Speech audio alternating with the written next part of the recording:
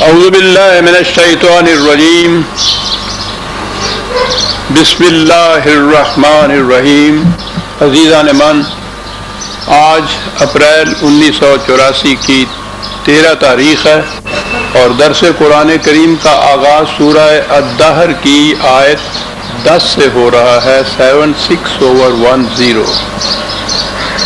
آپ کو یاد ہوگا کہ سابقہ درس میں جو آیات اس کی سامنے آئی تھی، اس میں اللہ تعالیٰ نے کہا یہ تھا کہ دیکھنا ایسا معاشرہ یا نظام نہ قائم ہو جائے جس میں پھر شر اڑ کر لگا کرتا ہے، کوئی بچتا ہی نہیں ہے اس سے پھر۔ اور اس کے لیے طریقہ یہ ہے، ایسا انتظام کرو کہ کوئی شخص رات کو بھوکا نہ سوئے۔ یہ ایک موضوع الگ ہے جو میں عرض کروں گا کہ معاشی نظام کو قرآن نے کتنی اہمیت دی ہے۔ اب آپ غور فرمائیے کہ یہ معاشرہ کہ جس میں شر اڑ کر لگا کرتا ہے، اس کے لیے کہا یہ کہ دیکھو یہ کہ کوئی بھوکا نہ رہ جائے معاشرے کے اندر۔ اور ان لوگوں نے پھر اس کے لیے کہا کہ ہم نے ایسا انتظام کیا کہ واقعی کوئی شخص بھوکا نہ رہے، اور جن کی روٹی کا انتظام کیا ان سے یہ کہہ دیا کہ اس کے بدلے میں تم سے کوئی معاوضہ لینا تو ایک طرف، ہم شکریہ کے بھی متمنی نہیں ہیں۔ لا نرید منکم جزاء ولا شکورا، وہ اس لیے کہ انا نخاف من ربنا یوما عبوسا قمطریرا، کہ ایسا اگر نہ کیا تو ایک ایسا دور آ جائے گا، ایک ایسا نظام آ جائے گا کہ جس میں پژمردگی اور افسردگی چھا جائے گی ہر ایک کے اوپر۔ غور فرمائیے قرآن کس انداز سے یہ بات کرتا چلا جاتا ہے۔ انہوں نے ایسا انتظام کیا، فَوَقَاهُمُ اللَّهُ شَرَّ ذَلِكَ الْيَوْمِ وَلَقَّاهُمْ نَضْرَةً وَسُرُورًا۔ انہوں نے ایسا انتظام کیا اور پھر اس کے بعد اس کے بدلے میں ایسی صورت پیدا ہو گئی، ایسا معاشرہ قائم ہو گیا کہ جس میں خوشگواریاں، مسرتیں، ہر شخص حشاش بشاش تھا، کسی قسم کی افسردگی پژمردگی نہیں تھی۔ نظرتم و سرورن، تازگی تھی، مسرتیں تھیں۔ یہ اس معاشرے کے اندر یہ ہوا۔ تو وہ جو میں ہر بار دہراتا ہوں اسے یہ ذہن میں رکھیے کہ یہ یہاں ہی وہ معاشرہ تھا جس کے متعلق کہا تھا کہ اس کا شر اڑ کر لگ جائے گا۔ اسی دنیا میں پھر اس کے بعد وہ معاشرہ قائم ہوا جس میں کہا گیا کہ کسی قسم کی افسردگی اور پژمردگی نہیں ہو، مسرتیں ہوں گی، نشاط انگیزیاں ہوں گی، حشاش بشاش ہوں گے، خوشگواریاں ہوں گی۔ یہ آپ دیکھیے کہ یہ جنت، یہ معاشرہ اس دنیا میں قائم ہو رہا ہے، آخرت کی جنت تو ابھی اور آگے چل کر آتی ہے۔ کہا کہ یہ چیز پیدا ہوئی، وَجَزَاهُمْ بِمَا صَبَرُوا جَنَّةً وَحَرِيرًا، یہ نتیجہ تھا اس استقامت کا جو انہوں نے اس قسم کا معاشرہ قائم کرنے میں روا رکھی، اس کا نتیجہ یہ تھا اب یہ ہے جنت ہے وحریر۔ یہاں سے آگے بھی اور پھر خاص طور پہ ہم 29ویں پارے کے آخری صورتوں میں پہنچ رہے ہیں، اور 30ویں پارے میں تو بالخصوص بڑی تفصیل سے جنت اور جہنم کی تفاصیل ہمارے سامنے آئیں گی۔ یہ میں پھر عرض کر دوں کہ یہاں کی جنت کے بعد اخروی زندگی کی جنت اور جہنم پر ہمارا ایمان ہے، لیکن اس کے متعلق جو قرآن نے بیان کیا ہے، میں نے عرض کیا کہ اب وہ تفاصیل بڑی کثرت سے ہمارے سامنے آئیں گی۔ ہر بار دہرانے کی بجائے ایک چیز کو سامنے رکھ لیجئے کہ قرآن نے کہا ہے کہ جو کچھ ہم نے آخرت کی زندگی کے متعلق بتایا ہے وہ تمثیلی طور پر بتایا ہے، مثال کے طور پر وہ بتایا ہے، ان الفاظ کے لغوی معنی نہیں ہے، بلکہ وہ مثال کے طور پر بتایا ہے۔ یہ آیت جو ہے اس کا حوالہ رکھ لیجئے، 13/35، مثل الجنت التی وعد المتقون، جس جنت کا وعدہ متقیوں سے کیا جا رہا ہے اس کی مثال یوں سمجھیے، تجری من تحتہا الانہار اکلہا دائم وظلھا، تفصیل آگے آ گئی کہ آب رواں اس کے نیچے جاری ہے، گھنے سائے ہیں اور لطف میوے ہیں، مثل الجنت اللہ، وہ مثال یوں سمجھے ان چیزوں کی۔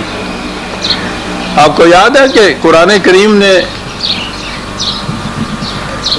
جتنی آیات ہیں قرآن کی ان کو دو حصوں میں تقسیم کیا، محکمات اور متشابہات۔ سورہ آل عمران میں جو ہے یہ محکمات تو وہ ہیں جو قانونی حیثیت رکھتی ہیں، احکام کی حیثیت رکھتی ہیں، وہ متعین انداز میں بیان کیا جاتا ہے، وہ الفاظ کے وہی معنی ہیں جو لغوی معنی لفظ کے لیے دیا جاتے ہیں۔ جب اس نے کہا ہے کہ امہات تمہاری حرام ہیں تو ام کے معنی وہاں ماں ہی ہے، مجازی معنی نہیں ہے، وہ صحیح وہی، اس کو محکمات کہتے ہیں۔ اور دوسرا اس نے کہا ہے کہ متشابہات ہیں، وہ باتیں، وہ واقعات جنہیں تشبیہ دے کر تشبیہ کے طور پر بیان کیا گیا ہے، تشبیہاً بیان کیا گیا ہے، تو یہ وہی ہیں جن کو فوق الفطرت کہتے ہیں، میٹا فزیکل کہتے ہیں، ماورائے فقد انسانی کہتے ہیں، یعنی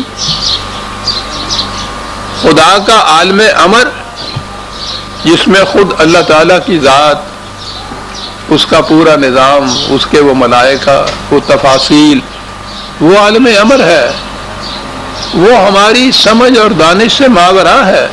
اور اسی طرح مرنے کے بعد کی زندگی، اسے بھی ہم اپنے شعور کی موجودہ سطح پر سمجھ نہیں سکتے، اسے مثال دے کر سمجھایا، تشبیہ کے طور پر سمجھایا۔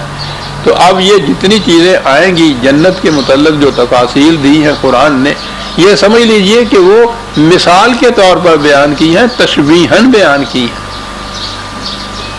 اب جو تفاصیل آئی ہیں سمجھنا تو نے ہمیں ایسا ہی ہے کہ وہ مثال کے طور پر بیان کی ہیں، لیکن وہ مثال کے طور پر بھی جو چیزیں بیان کی جائیں گی وہ کیا چیزیں ہوں گی جو بیان کی گئی ہیں، اس کے لیے ہمیں عربی معاشرہ دیکھنا پڑے گا۔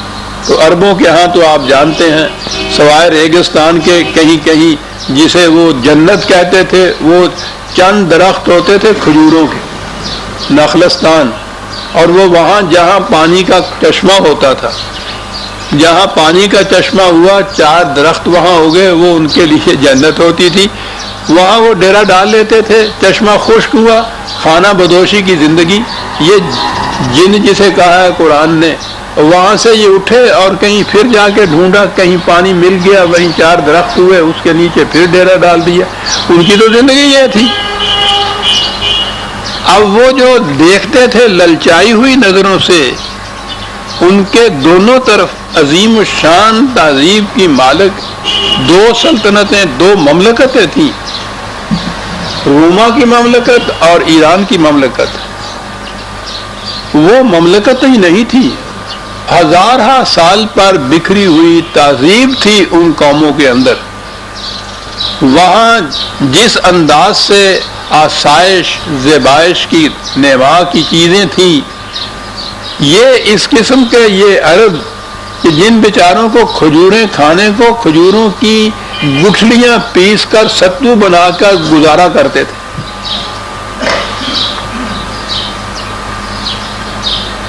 وہ جو فردوسی نے پھر تان دیا ہے، شیر شتر خوردن و سوس مار، ان کی کیفیت یہ ہے، اونٹنی کا دودھ پیتے تھے اور گو کا گوشت کھاتے تھے، یہ تھے عرب۔ اور دائیں بائیں 2 اس قسم کی متمدن مہذب مملکتیں، تہذیبیں وہ دیکھتے تھے وہاں۔ ان کے لیے معراج زندگی کی آسائشوں کا وہ تھا جو ان مملکتوں میں نظر آتا تھا انہیں، خاص طور پہ ایران تو بالکل ساتھ واقع ہوا تھا، رومن تو پھر بھی ذرا دور تھے، یہ ایران والوں کا تو ہر وقت آنا جانا تھا، بارڈر ان دونوں کے ملتے تھے۔ یہ میں عرض کر دوں جسے آج عراق کہتے ہیں نا، اس کا ایک حصہ عراق عجم جسے کہا جاتا تھا وہ ایران ہی کا حصہ تھا، ان کا دارالسلطنت مدائن اس میں واقع تھا۔ تو آپ غور کیجئے کہ ادھر ان کی یہ کیفیت بیچاروں کی کہ اونٹنی کا دودھ اور سوسمار کا گوشت اور کھجور کی گٹھلیوں کے ستو، اور ادھر جب وہ ادھر نگاہ ڈالتے ہوں گے ان کی طرف تو آپ سوچئے کیا کچھ نہ دیکھتے ہو۔ تو قرآن کریم نے جنت کی جو تفاصیل تشبیہاً مثالی طور پر بیان کی ہیں وہ قریباً وہ معاشرہ ہے جو ایرانیوں کے ہاں موجود تھا۔ انہیں بتایا گیا تھا کہ اگر تم اس قوانین خداوندی کی پیروی میں نظام قائم کر لو گا تو جو کچھ تم آج اس طرح للچائی ہوئی نظروں سے ایرانیوں کے ہاں رومانیوں کے ہاں دیکھتے ہو وہ سب تمہیں حاصل ہو جائے گا۔ ان ایرانیوں کے ہاں کیا کیا چیزیں تھیں اس کی تفصیل تو وہ ایران کی ہسٹری پڑھنے سے پتہ چلتا ہے۔ براؤن کی ہسٹری اگر دیکھ لی جائے اور نہیں تو بڑی تفصیل سے ہسٹریز اس کی موجود ہیں، پورا معاشرے کا نقشہ سامنے آ جاتا ہے۔ اس کو دیکھا جائے تو پھر سمجھ میں بات آتی ہے کہ قرآن جو کہہ رہا ہے ان سے مثالی طور پر جس جنت کا ذکر کر رہا ہے وہ ایران کا ہی معاشرہ نظر آتا ہے، یعنی وہاں کی آسائشیں، وہاں کی شادابیاں جو میں کہہ رہا ہوں، وہاں کی برائیاں نہیں، نظام ہو وہ جو قرآن نے قائم کیا ہے اور اس کے اندر وہاں نما اور آسائشیں اور مسرتیں وہ ہوں جو ایرانیوں کو میسر ہیں۔ یہ ہے انداز قرآن کا جو جنت کا ذکر اس نے کیا ہے یہاں اسی شکل کے اندر جو ان کے صحیح معنی ہیں، آخرت میں مثالی طور پر ایران کی کیفیت کیا تھی چند الفاظ میں آپ کو بتاتا ہوں۔ میں نے شاہکار رسالت میں جہاں مدائن کی فتح کا ذکر کیا ہے، عجیب و غریب وہ واقعات ہیں، عجیب عزیزان من، وہ تو ہسٹری میں پڑھنے کے قابل ہیں۔ مدائن کی وہ فتح کیا، ان عربوں نے فتح کیا، وہاں سے کیفیت یہ کہ شہنشاہ ان کے یہاں کا یزدگرد وہ اس کے بعد بھاگ گیا، بھاگا پھرتا تھا۔ میں نے آپ کو بتایا ہے نا، کہیں پناہ نہیں اس کو ملی تھی، ایک پنچکی میں جا کے پناہ لی تھی اور وہاں پنچکی والے نے اس کو مار دیا تھا۔ ایران کی سلطنت کا شہنشاہ انجام یہ ہے۔ انہوں نے جب اس کو فتح کیا تو سب کچھ وہ چھوڑ کے بھاگ گئے تھے۔ ایک خط مال غنیمت جو تھی اس کا 5واں حصہ بھیجا جاتا تھا مرکز میں، خمس جسے کہتے ہیں، وہاں جو انہوں نے بھیجا ہے حضرت سعد نے، تو ایک خط لکھا تھا سعد۔ بہرحال جو چیزیں تھیں چند الفاظ میں سناتا ہوں آپ کو۔ یہ لوگ وہاں سے کسرا کا موتیوں کا ہار اور جواہرات سے مرصع تاج اور زرکار ریشمی ملبوسات لے کر آئے جن میں جواہرات ٹکے ہوئے تھے۔ کسرا کی زرہ اور تلواریں بھی جواہرات سے مرصب تھی۔ جب اس مال غنیمت کا خمس مدینہ پہنچا ہے تو اہل مدینہ کی آنکھیں جو کچھ دیکھ رہی تھی ان کا ذہن اسے باور نہیں کرتا تھا۔ زندگی میں پہلی مرتبہ یہ کچھ دیکھا ہوگا انہوں نے۔ 60 مربع گز کا تو صرف ایک قالین تھا جس پر مملکت کا نقشہ بنا ہوا تھا۔ اس کی زمین سونے کی تھی، جا بجا موتیوں کی نہریں تھیں، کناروں پر چمنستان تھا جس پر منقوش درختوں کے تنے سونے کے، پتے ریشم کے اور پھل جواہرات کے تھے۔ حضرت سعد رضی اللہ تعالیٰ عنہ نے لکھا تھا کہ یہ تمام زر و جواہرات مسلمان سپاہیوں کے قبضے میں تھے اور ایسے مقامات سے ملے تھے جہاں انہیں کوئی دیکھنے والا نہیں تھا، لیکن ان میں سے کسی نے ایک سوئی بھی اپنے پاس نہیں رکھی، سب کچھ لا کر اپنے قائد کے سامنے ڈھیر کر دیے۔ اس وقت میں صرف یہ کہہ رہا ہوں کہ یہ ایک مال غنیمت کا جو حصہ تھا اس کی تفصیل جو ایک خط میں انہوں نے لکھی تھی وہ یہ تھی۔ اب سوچئے کہ یہ ایران کی تہذیب میں کیا کیا کچھ نہ ہوگا۔ یہ انہی چیزوں کو اگر آپ دیکھیے، انہی سے جنت کا نقشہ مرتب ہو جاتا ہے، اور قرآن نے جو جنت کا نقشہ مرتب کیا ہے وہ کچھ اسی قسم کی چیز ہے۔ پہلی چیز ہی کہی، جزام بما صبروا جنتاً وحریرا۔ حریر دبیز ریشم کو کہتے ہیں۔ کیا بات ہے اس زبان کی، لفظ سے کہاں لے جاتے ہیں۔ ریشم ایک ہمارے ہاں تو یہ اونی کپڑے گرم ہوتے ہیں نا، خالص ریشم کا کپڑا جو ہے وہ بڑا گرم ہوتا ہے، وہ اس میں حرارت ہوتی ہے، اس حرارت کی وجہ سے اسے حریر کہتے ہیں۔ جس میں حرارت ہوتی ہے وہ غلام نہیں ہو سکتا ان کے نزدیک، وہ آزاد ہوتا ہے۔ حر آزاد کو کہتے ہیں، احرار اس کی جمع ہے۔ حرارت، احرار، حر، حریر ایک لفظ سے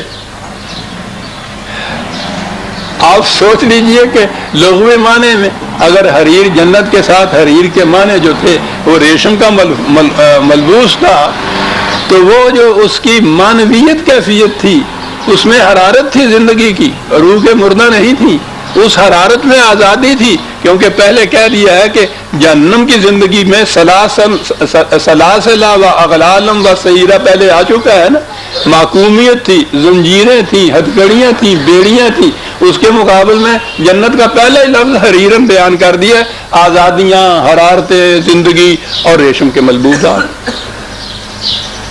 ایک ایک لفظ میں آپ دیکھیے دونوں دنیایں مضمر نظر آتی ہیں قرآن کی، یہ کیفیت تھی۔ اور متکئین فیہا علی ارائک، یہ جن کے امیر المومنین کی کیفیت یہ تھی کہ وہ آئے تھے ان کے ہاں کے سفیر دیکھنے کے لیے، روم کے آئے تھے کہ معلوم کریں ان کا بادشاہ جو ہے کس حیثیت سے رہتا ہے۔ وہ ڈھونڈ رہا تھا، اس کو مل ہی نہیں رہا تھا۔ کسی نے کہا کہ آؤ تمہیں بتائیں۔ وہ دیکھا تو حضرت عمر باہر ریت پہ کنکریاں تھی کچھ، ان پہ اپنا ہی وہ چوہا جو تھا اس کو سرانے رکھا ہوا تھا، گرمی میں سورج کی روشنی میں وہاں سو رہے تھے۔ انہوں نے کہا یہ ہمارا امیر المومنین، یہ جو تھے ان کو کہا متکئین علی فیہا علی الارائک، کے تختوں کے اوپر بیٹھے ہوئے ہیں یہ سب۔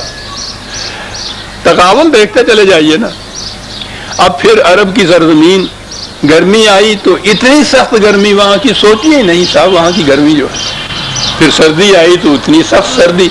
اگر وہاں اس قسم کا بہار کا موسم ہو کہ لا یرون فیہا شمسا ولا زمہریرا، نہ وہ جھلسا دینے والی گرمی، نہ اکڑا دینے والی سردی، معتدل مزاج موسم، یعنی بہار کا موسم جسے ہم کہتے ہیں، بہترین موسم دنیا میں یہ سپرنگ یا بہار کا موسم گنا جاتا ہے۔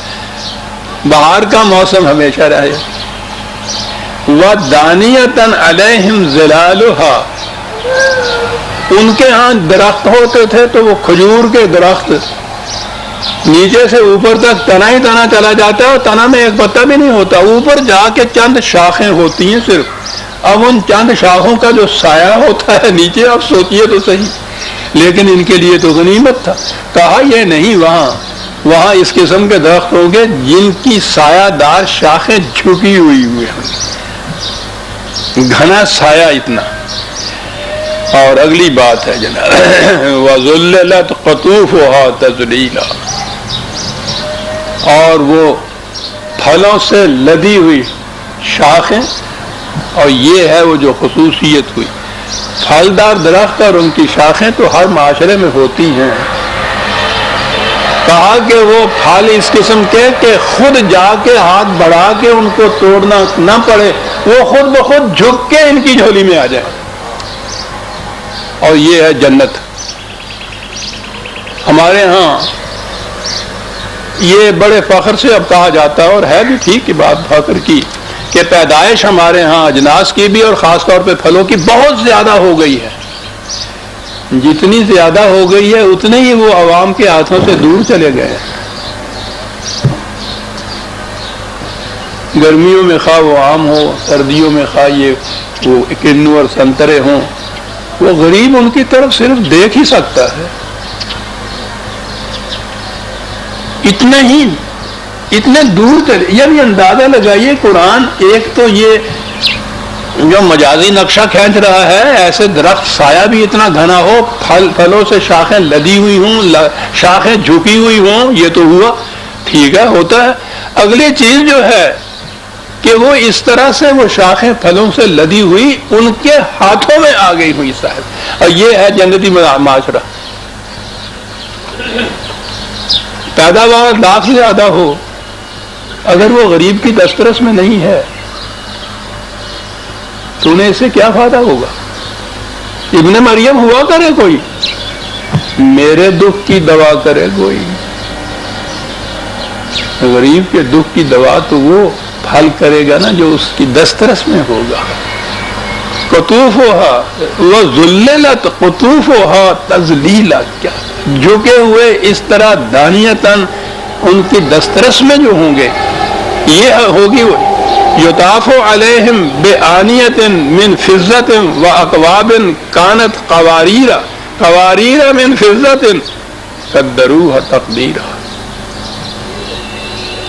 بلوری، باپوڑے، سراہیاں، پیالے چاندی کے، شیشے کے، بے ڈھب سے نہیں۔ یہ عربوں کے ہاں کے جو کوئی برتن ورتن بھی بنتے تھے تو ان کے ہاں تو ابھی وہ تہذیب و ثقافت بات ہی نہیں آئی تھی، اور ثقافت کی بات آ گئی تو ہمارے ہاں کلچر ترجمہ کیا گیا۔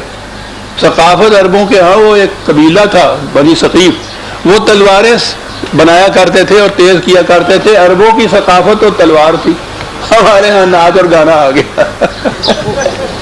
ثقافت اسلامیہ باہر آئی تو انہیں چاندی کے کٹورے، بلوری، سراہیاں، پیالے، اکواب، چاندی اور شیشے کے ملے ہوئے، پتہ نہیں اوپر شیشہ نیچے کچھ چاندی کے، یہ سب چیزیں، اور پھر وہ کیا بات ہے، قدروا تقدیرا، بھونڈے پان سے یوں ہی نہیں، وہ نہایت شائستگی سے تیار کیے ہوئے پیمائش کے مطابق۔ کیا بات ہے صاحب۔ اور وَيُسْقَوْنَ فِيهَا كَأْسًا كَانَ مِزَاجُهَا زنجبیلا۔ میں نے عرض کیا ہے نا کہ پہلے یہ کہا تھا کانا مزاجها کافورا، یہ ابھی آیت 5 میں تھا، اور یہاں زنجبیل میں نے عرض کیا تھا کہ اس کا مقصد یہ ہے، وہ اعتدال پہ رکھنا چاہتا ہے قوتوں کو، کہ اگر کسی طرح سے قوتیں کم ہو گئی ہیں، یہ قوتیں زیادہ ہو گئی ہیں، شدت ان میں پیدا ہو گئی ہے، سرکشی اختیار نہ کر جائے، اس کے مزاج میں تھوڑا سا کافور اس کے اندر تھوڑا سا ملا دیے، یعنی الفاظ کے اندر باریکیاں ملاحظہ فرمائیے۔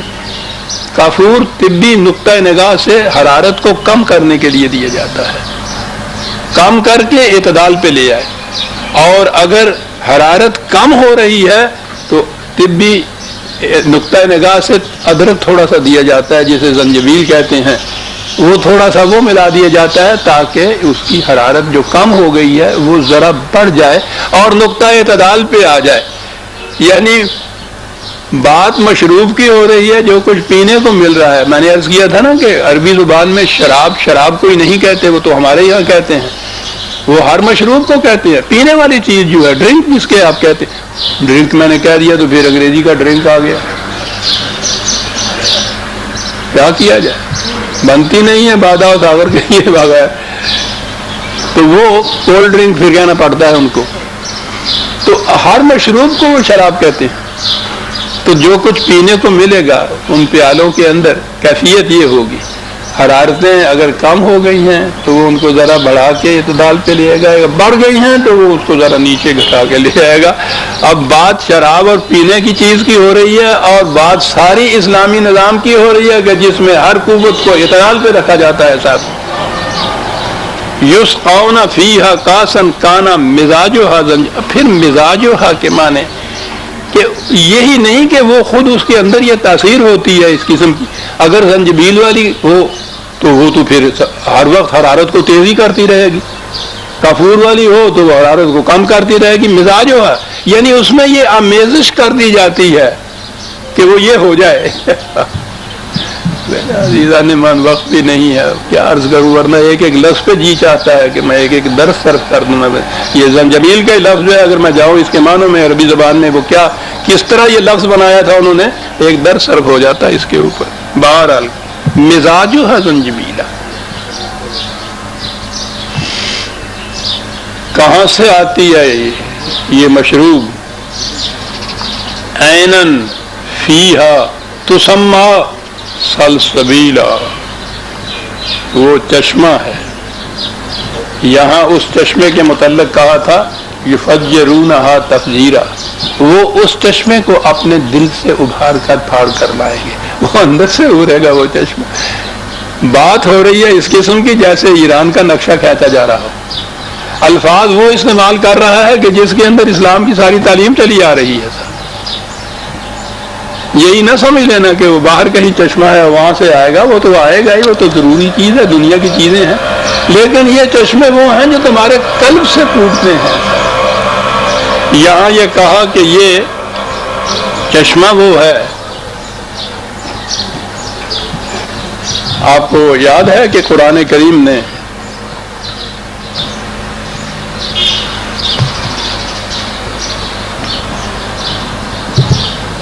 سورہ معون میں یہ کہا ہے نا کہ وہ معاشرہ جس میں شر اڑ کے لگ جایا کرتا ہے، اس کی کیفیت یہ ہوتی ہے کہ ہر طاقت قوت والا جو ہے جس کا بس چلتا ہے، یمنعون الماعون، جس رزق کے چشمے کو بہتے پانی کی طرح رواں رواں جانا چاہیے تھا ہر ضرورت مند کے گھر کے سامنے سے گزرتے ہوئے، وہ اس پہ بند لگا کے اپنے لیے اسے روک لیتے ہیں، دوسروں کو محروم کر دیتے ہیں۔ اس سے وہ شر پیدا ہوتا ہے جو اڑ کے لگا کرتا ہے۔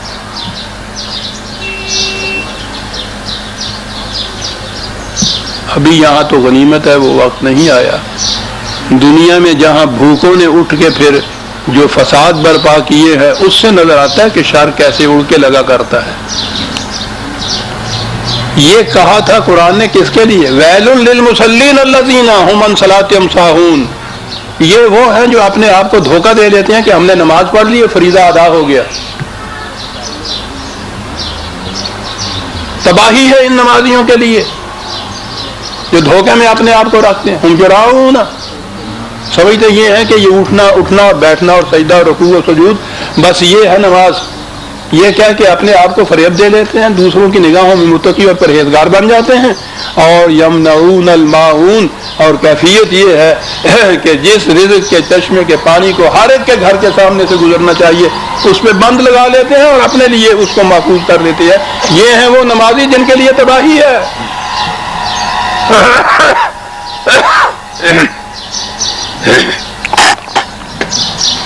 یمنعون یہ تھا یہاں کا جو معاشرہ یہ قائم کیا ہے، جنتی معاشرہ، اس میں وہ جو چشمہ ہے اس کی کیفیت یہ ہے سل سبیلا، وہ جاتا ہے تو راستہ پوچھتا جاتا ہے کہ بھائی وہ فلاں گلی کہاں جاتی ہے، وہ فلاں راستہ، فلاں غریب کا گھر کس طرف ہے، میں نے ادھر جانا ہو، مجھے بتاتے جانا۔ سل سبیلا، پوچھتا، راستے کو پوچھتا ہوا جاتا ہے، وہ خود پوچھتا ہے راستہ اس گھر کا کہ جہاں پانی کی ضرورت ہے۔ قرآن کے الفاظ ہیں عزیزان، قرآن کی اصطلاحیں، سل سبیل۔ یہاں تو میں نے نہیں دیکھا، کراچی میں ایک پیٹرول پمپ پہ لکھا ہوا تھا سل سبیل۔ اللہ فرماؤ، ہمارے ہاں ساری اصطلاح قرآن کی ایسی ہو گئی ہے، جب وہ مصلی کی اصطلاح وہ ہو گئی ہوئی ہے تو یہ سلسبیل کی کیوں نہ ہو گئی ہو، سمجھ لیا نا؟ اس لیے کہ وہ چشمہ تو اب کہیں ہے ہی نہیں، ناپید ہے، کہ جو خود پوچھے کہ پیاسا کہاں ہے، مجھے اس کا گھر بتا دینا، مجھے اس کا گھر بتا دینا۔ سلسبیل،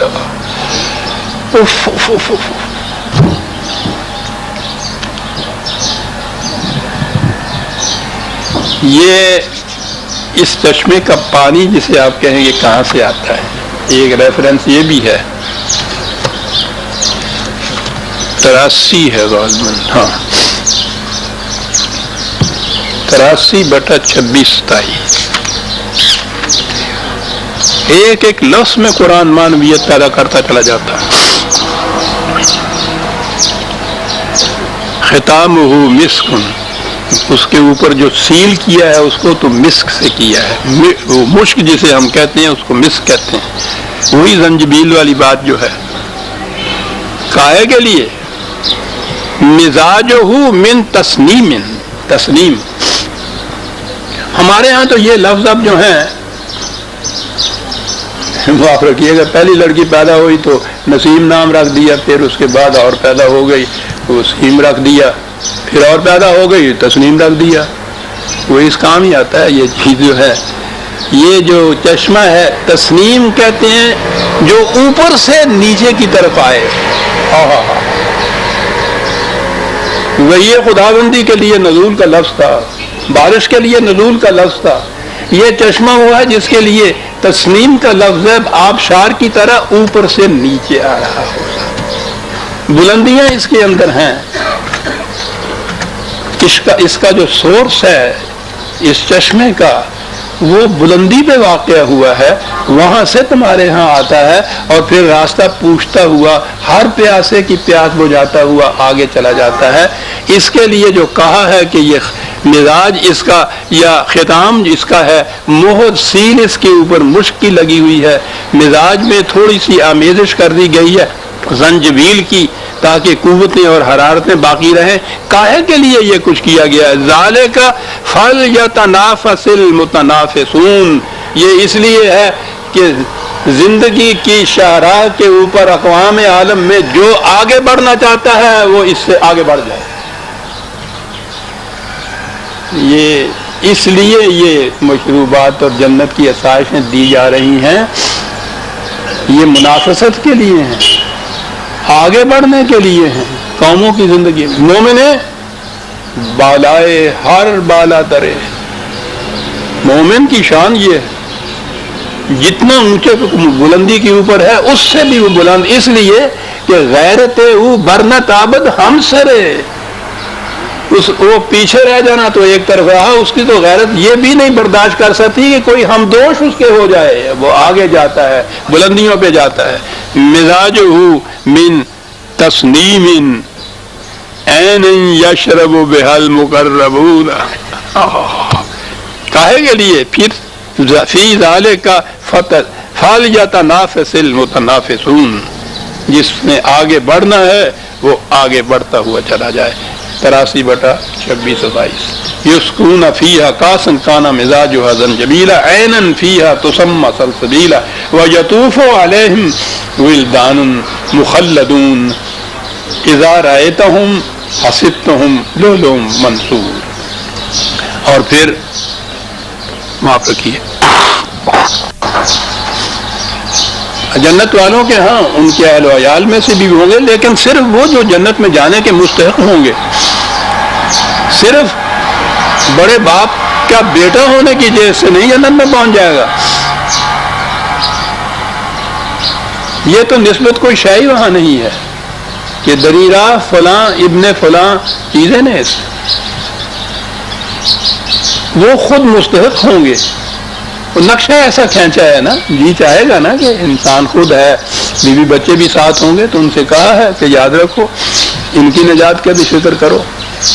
جب اس صورت میں تمہارے ساتھ ہوں گے تو اس قسم کے جو بچے تنومند، توانا، خوبصورت، خوش گل، سعادت اتوار، یہ بھی وہ ساتھ ہوں گے وہاں. تم ان کو دیکھو تو ایسا نظر آئے جیسا چمکتے ہوئے، یعنی یہ موتی سے تشبیہ جو دی جاتی ہے، بے داغ سیرت جو ہوتی ہے وہ اس کی تشبیہ دی جاتی ہے موتی سے. درخشندہ تابندہ گوہر تابندہ. اب نے یاد ہے کہ میرا ایک میری پیمفلٹ کا نام ہے ایک گوہر تابندہ. یہ فارسی زبان کا لفظ گوہر، عربی میں وہ لؤلؤ آ جائے گا. یہ تشبیہاً استعمال ہوتا ہے پاکیزہ بے داغ سیرت کے لیے.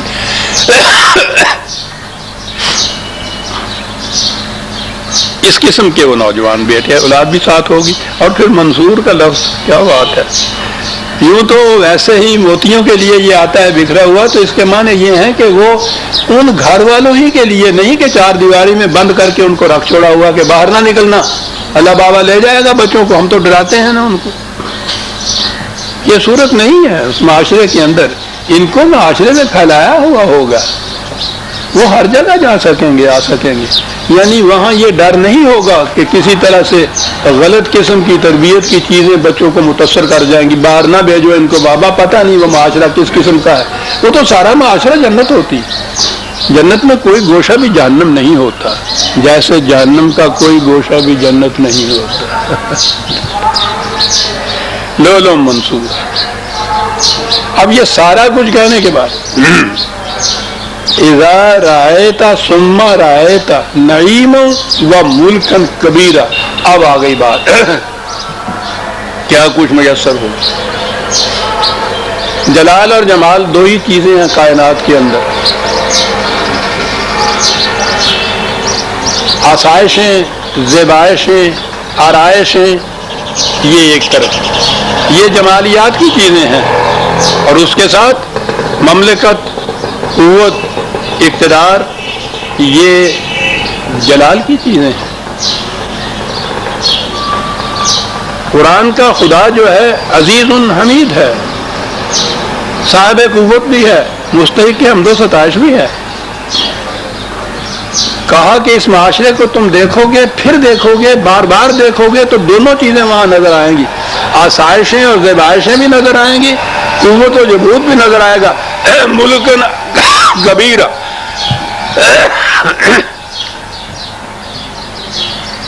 مملکت نظر آئے گی، بہت بڑی مملکت نظر آئے گی۔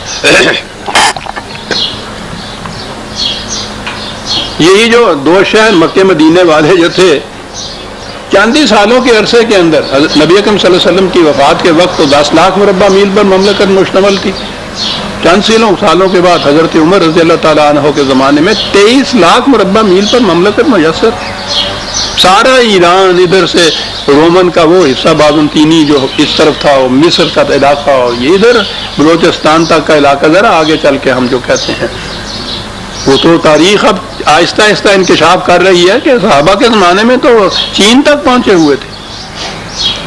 عظیم مملکت جس کے بچے کھچے ٹکڑے جو ہیں، آج بھی دنیا میں 44 آزاد مملکتیں مسلمانوں کی ہیں، انہی کے پھینکے ہوئے ٹکڑے جو ہیں ان کو ہم روزہ چینی کر رہے ہیں۔ یہ الگ بات ہے کہ وہ مملکت کاہے کے لیے تھی اور یہ مملکتیں ہماری کاہے کے لیے ہیں، لیکن پھر بھی وہ مملکتیں جو تھیں وہ اس ٹوٹنے کے بعد بھی ان کی کیفیت یہ کیفیت، وَمُلْكًا كَبِيرًا۔ تو آپ دیکھیے گا کہ یہ کوئی فقیروں کی، تقیہ والوں کی، خانقاہ والوں کی باتیں نہیں ہو رہی ہیں، ملک کبیر بھی اس کے ساتھ دیا جا رہا ہے۔ استخلاف فی الارض، ایمان اور عمل صالحہ کا قرآن نتیجہ بتاتا ہے۔ ملک کبیرہ، عالیہم ثیاب سندس وخضر واستبرق، وہ دیکھیے وہی جو پیچھے سے چلی آ رہی تفاصیل، پھر وہ آ گیا، لباس ان کے ریشم کے، دبیز ریشم کے، باریک ریشم کے، وحلو اساور من فضۃ، اساور، یہ بڑا عجیب لفظ، معنی اس کے تو بلندی کے ہوتے ہیں، سارا یہ سورہ ان کے ہاں ترجمہ ہے، یہ سوال جہاں سے لفظ آیا، یہ قرآن کی صورت جہاں سے یہ لفظ نکلا، بلندیوں کی طرف لے جانے والی چیز۔ ایرانیوں کے ہاں وہ جو شہنشاہ کے مقرب ہوتے تھے، قریب ترین لوگ، جیسے اکبر کے نورتن کے ہمارے ہاں مشہور ہے، ان کے ہاں جو اس قسم کے مقرب ہوتے تھے ان کو وہ کنگن پہنایا کرتے تھے، چاندی کے، سونے کے، وہ نشانی ہوتی تھی کہ یہ شہنشاہ کے مقربین ہیں، گنے چنے ہوئے وہ لوگ ہوتے تھے۔ یہ اساورہ من فضۃ، وہ اساورہ ہے کہ جنہیں تم دیکھتے ہو کہ وہاں کے بلند ترین ہستیوں کی، شخصیتوں کی، صاحب قوت و جلال والوں کی نشانی ہوتی ہے، یہ نشانی اہل جنت کی ہوگی۔ وہی الفاظ اور وہی نقشہ کھینچا جا رہا ہے جیسا میں نے ابھی عرض کیا جو ان کے سامنے اہل ایران کا تھا، اساورہ من فضۃ وسقاہم ربہم۔ اب پھر آئی بات وہی، پینے کے لیے کیا چیز ہوگی؟ شرابن، ڈرنک پینے والا، طہورا، جس سے سیرت میں پاکیزگی پیدا ہو جائے، جسے ہم شراب کہتے ہیں اس سے جو سیرت پیدا ہوتی ہے وہ تو ہمارے سامنے ہے نا۔ شراب ہے، شرابن طہورا ہے، اور ان سے یہ سب کچھ دینے کے بعد کہا کہ یہ کچھ خیرات کے طور پر نہیں تمہیں دیا جائے گا کہ ہاتھ سے لو اور آنکھیں شرما جائیں، نہیں، یہ بات نہیں، وہ تو تم نے اس کو بگاڑا اپنے مزاج کے مطابق، تو بخشیش اس کا نام رکھ دیا، بخشش رکھ دیا اس کا نام۔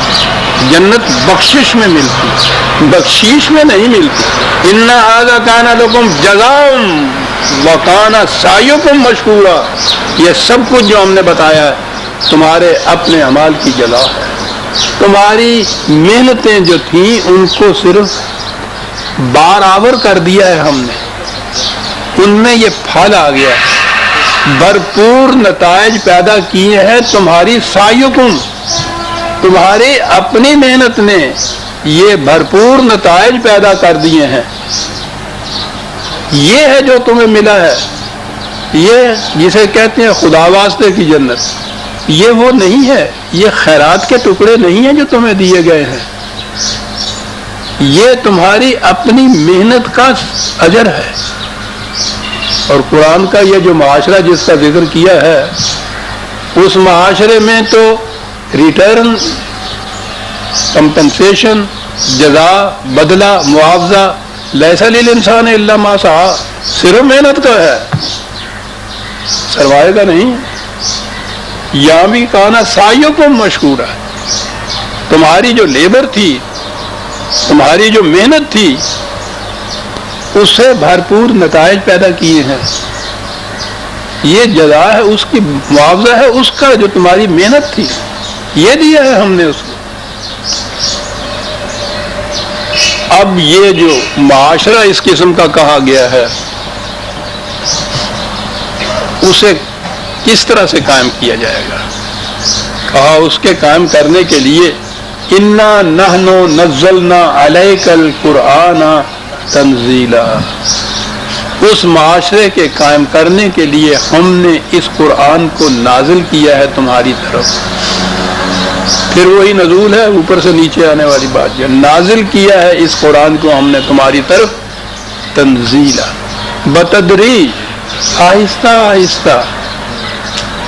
وہ اس لیے کہ اس معاشرے کو قائم کرنا تھا نیگیٹو سے، نفی سے، جہاں پورا معاشرہ وہ تھا جس کو قرآن نے جہنم کا معاشرہ بتایا ہوا ہے، جس میں نبی اکرم صلی اللہ علیہ وسلم کی بعثت ہوئی ہے، عرب کا وہ معاشرہ، اس معاشرے کو اس معاشرے کے اندر تبدیل کرنے کے لیے تدریجی محنت کی ضرورت تھی۔ یہ اوور نائٹ نہیں آ سکتا تھا، یہ بائی ریولیوشن نہیں آ سکتا تھا، یہ بائی ایولیوشن ہی آ سکتا تھا، یہ ارتقائی طور پر ہی پیدا ہو، اس لیے کہ اس کی بنیاد تھی سیرت اور کردار میں تبدیلی کی، قلب و دماغ کے اندر انقلاب لانے کی۔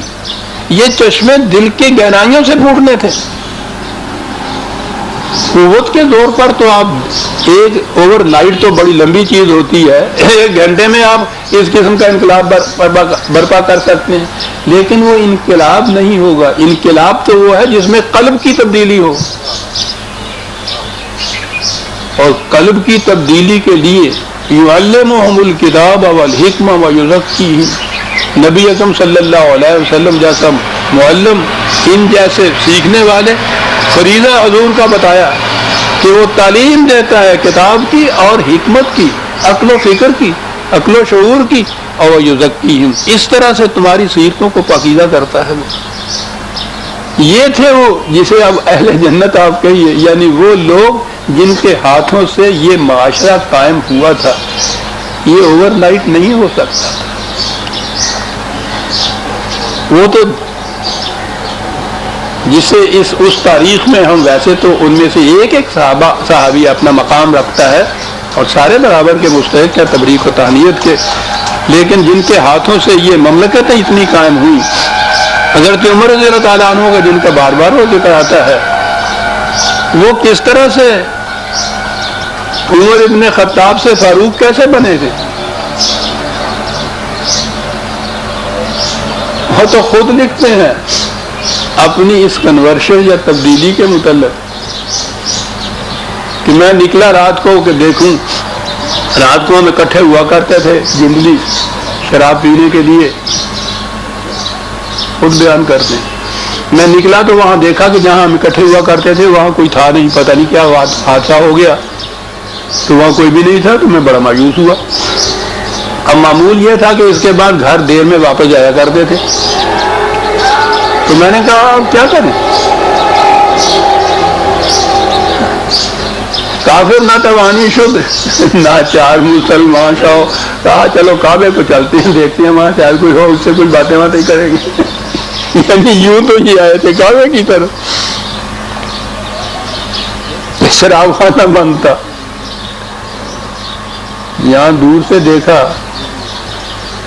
تو ایک شخص نہایت پرکشش انداز میں عربی بھی کی کوئی عبارت جو پڑھ رہا ہے، کہنے لگے کہ وہ بجلی کی طرح سینے میں اتر گئی۔ چپکے سے ایک طرف خاموشی سے میں کھڑا ہو گیا کہ میری آہٹ پا کے یہ کہیں بند نہ کر دے۔ دیکھا تو وہ پڑھنے والا محمد صلی اللہ علیہ وسلم تھا، قرآن کی آیتیں پڑھ رہا تھا۔ کہنے لگے وہ پڑھتا گیا اور میرے اندر ایک تبدیلی پیدا ہوتی گئی، یا اللہ یہ کلام ہے جس کے خلاف ہمیں اتنی نفرت دلائی گئی اور میں لٹ لیے پھرتا پیچھے پھرتا رہا، یہ ہے۔ کہنے لگے میں کعبے کے خلاف میں چھپ گیا کہ کہیں مجھے دیکھ کے یہ بند نہ ہو جائے، کرتا گیا صاحب۔ رات کا سما، تاروں کی روشنی، کعبے کا ماحول، محمد صلی اللہ علیہ وسلم کی آواز، خدا کا کلام، عمر سن رہا ہے۔ حضور نے بند کیا، آپ چل پڑے، میں پیچھے پیچھے چل پڑا۔ گھر تک پہنچا تو انہوں نے مڑ کے دیکھا، مگر میرے متعلق مشہور تھا کہ میں ان کو قتل کرنے کے ارادے کر رہا ہوں۔ مڑ کے دیکھا تو کہا عمر اس وقت کہاں آئے ہو؟ میں نے کہا آپ ہی کے پیچھے آ رہا ہوں، اتنی سی بات، کیا ارادہ ہے؟ کہا ارادہ یہ ہے کہ آپ کے ہاتھ چوم لوں، ارادہ یہ ہے کہ جو کچھ آپ پڑھ رہے تھے اس کے متعلق میں بھی پڑھنا چاہتا، ارادہ یہ ہے کہ ہاتھ لائیے میں اسلام لاتا ہوں۔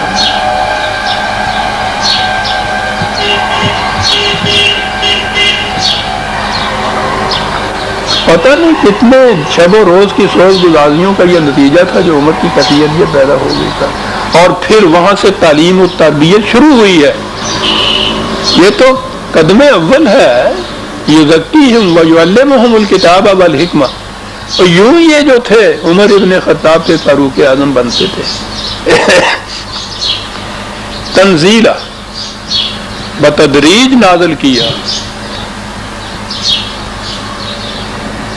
اور اس میں پھر یہ نہیں تھا کہ اپنے حجرے میں بیٹھ گئے اور تسبیح پڑھنی شروع کر دی، اس میں تو کوئی مزاحمت ہی نہیں ہوتی، کوئی مخالفت ہی نہیں ہوتی۔ فاصبر لحکم ربک، بڑی مشکلات کا سامنا آئے گا، خدا کے احکام کی اطاعت میں بڑی مخالفتیں ہوگی، بڑی مزاحمتیں ہوں گی، استقامت سے ان کو برداشت کیے جاؤ۔ بڑی سب سے بڑی چیز یہ کہ وَلَا تُطِعْ مِنْهُمْ عَاصِمًا أَوْ كَفُورًا، کوئی ایسا شخص، یہ کیا بات ہے عاصم کی اور کفور کی؟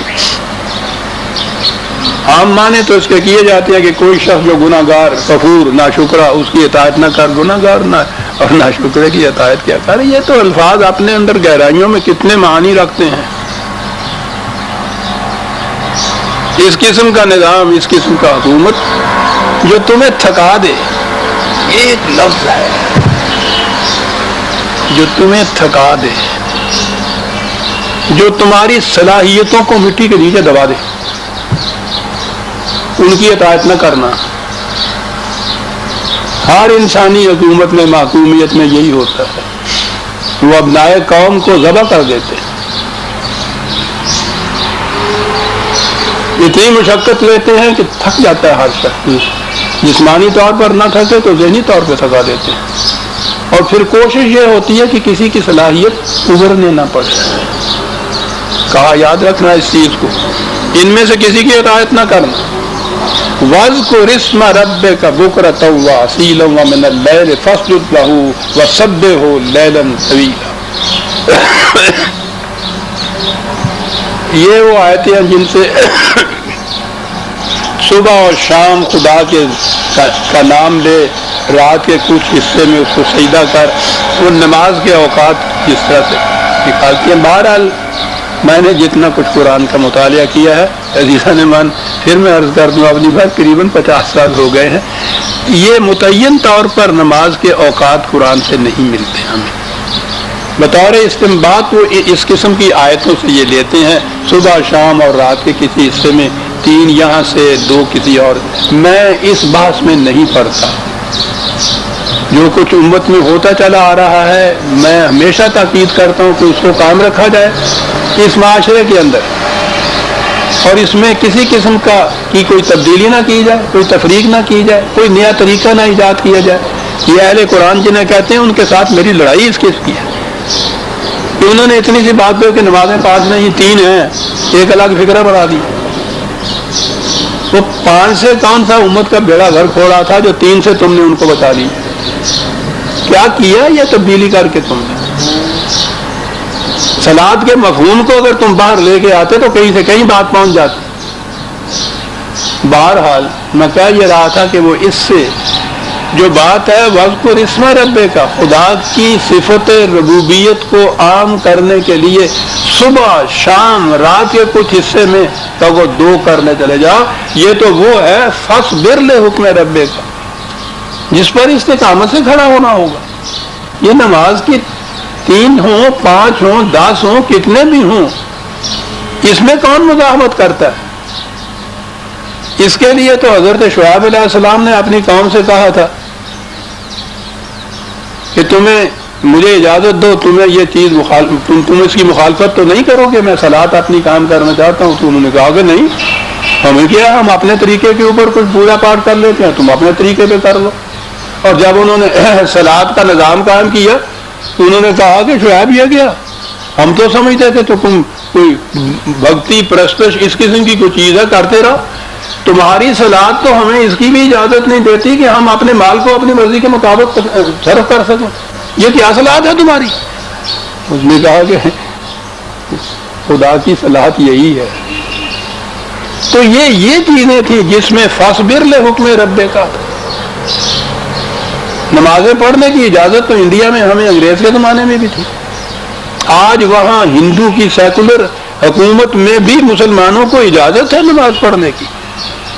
اس میں کون سی استقامت کی ضرورت ہے، کون سی وہ تعمیل احکام ہے کہ جس میں مخالفتیں اور مزاحمتیں سیلاب کی طرح امڑ کے آ جاتی ہیں، اجازت نہیں وہ دیتی۔ صلاۃ یہ تھی کہ کسی انسان کو حکومت کا حق حاصل نہیں ہے، یہ تھی صلاۃ، اس کی اجازت کوئی حکومت نہیں دے سکتی۔ ملا کو جو ہے ہند میں سجدے کی اجازت نادان سمجھتا ہے کہ اسلام ہے آزاد۔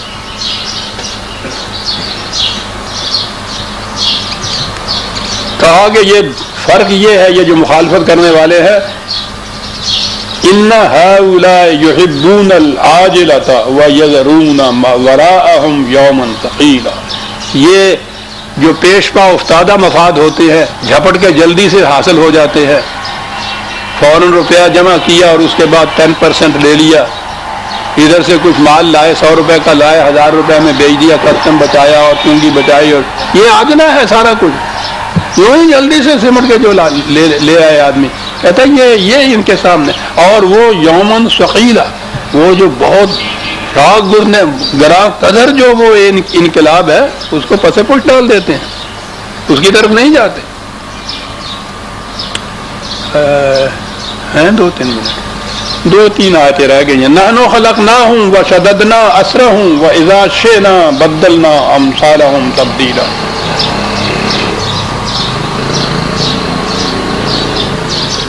بات ذرا مشکل سی آ رہی ہے۔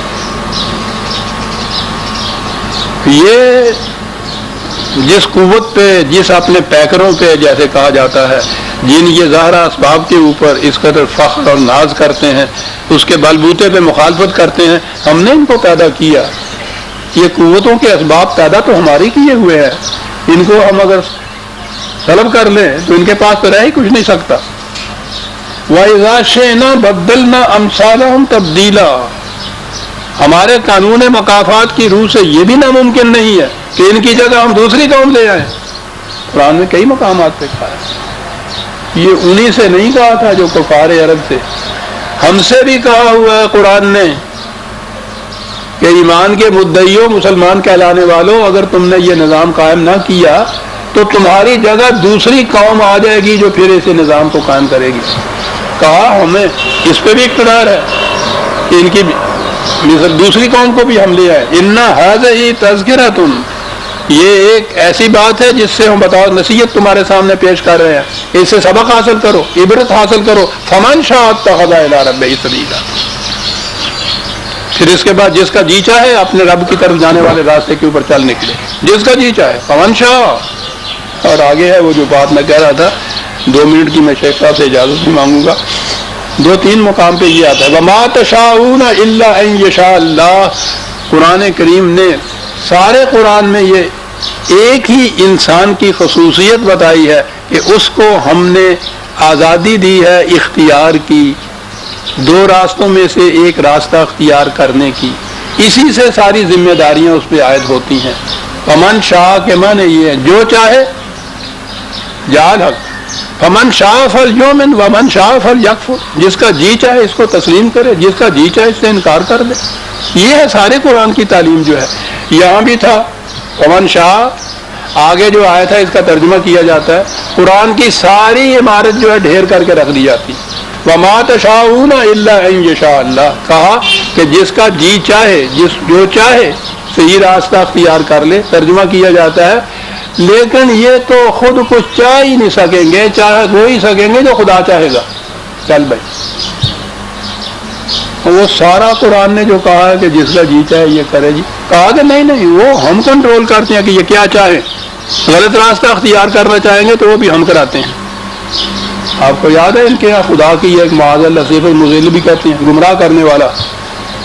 ہم اس کو یہ خود تو خود اپنے اختیار سے کچھ کر ہی نہیں سکتے. ہم جو چاہتے ہیں یہ چاہیں, یہ وہ چاہتے ہیں. چاہنے پہ خدا کا اقتدار قائم کر دیا تو وہ آزادی کہاں رہی, انتخاب کہاں رہا آپ کے ہاں, سوال ہی نہ رہا. ذمہ داریاں کہاں کی رہیں. اس کے بعد یہ ہے کہ پھر ہم تمہیں جہنم میں بھی بھیجیں گے. یہ وما تشاؤون الا ان یشاء اللہ عربی گرامر کے قاعدے کی روح سے اس کے یہ معنی ہیں, اور اچھے یہ مفسرین نے بھی یہ معنی کیے کہ تمہیں چاہیے یہ کہ وہ چاہو جو خدا چاہتا ہے. کیا الفاظ. پہلے کہا کہ جو تم میں سے جو چاہے, جون سا راستہ جی چاہے اختیار کر لے, یہ تمہاری مرضی بھی ہے. لیکن ہم تمہیں بتاتے ہیں کہ تم وہ چاہو جو خدا چاہتا ہے کہ تم چاہو. بات کہاں سے کہاں چلی گئی. ان اللہ کان علیما حکیما, اس لیے کہ خدا ہی ہے جس کو صحیح علم بھی ہے اور وہ حکمت بھی جانتا ہے. تو جو اس نے کہا ہے کہ ہم چاہتے ہیں کہ تم یہ صحیح راستہ اختیار کر لو, تو تم یہی چاہو. یدخل من یشاء فی رحمتہ, پھر من یشاء یہاں ترجمہ یہ کرتے ہیں کہ خدا جس کو چاہتا ہے اپنی رحمت میں داخل کر لیتا ہے, وہ جس کو چاہتا ہے کر لیتا ہے, تو ہمارا اس میں کیا رکھتا ہے. جو چاہے اس کی رحمت میں داخل ہونا اسے وہ اس رحمت میں داخل کر لیتا ہے.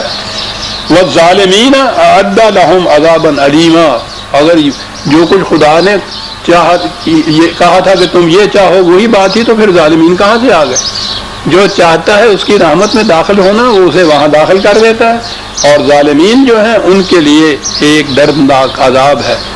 ظالم تو پھر آپ کو معلوم ہے قرآن کی اصطلاح تاریکیاں اس کے معنی ہیں, اور اس کے معنی ہوتے ہیں ظلم کے جس چیز کو, جس شخص کو جس مقام پہ ہونا چاہیے اسے وہ وہاں اس مقام پہ نہ ہو, دوسرے کا مقام چھین کے وہاں بیٹھ جائے.